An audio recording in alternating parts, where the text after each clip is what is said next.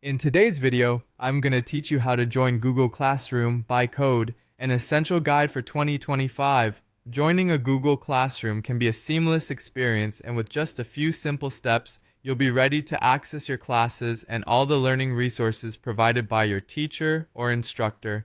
Let's get started so you can dive into your digital classroom environment.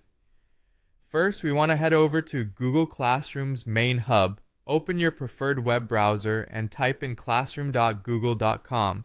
This will bring you to Google Classroom's homepage, and you'll want to ensure you are logged in with your school-provided or personal Google account.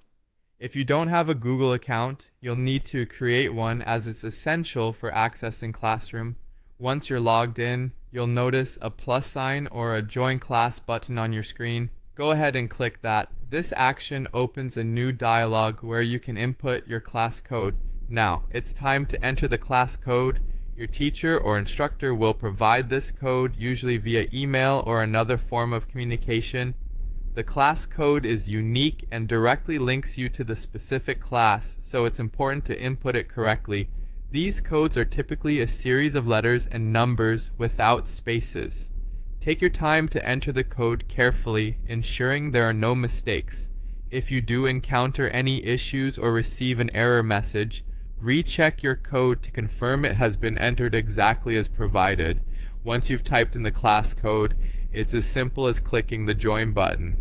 By doing this, you'll send a request to be added to the classroom. Your teacher will either have the room set to automatically accept requests or may need to manually approve your request to join. If you're accepted automatically, you'll immediately gain access to the class, and just like that, you've joined your Google Classroom. Within the class, you'll find the stream page, which is essentially the class feed where teachers can post announcements and materials.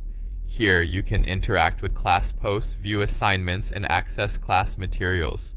Having access to your Google Classroom is a significant step towards staying connected and engaged with your coursework, particularly in this digital age.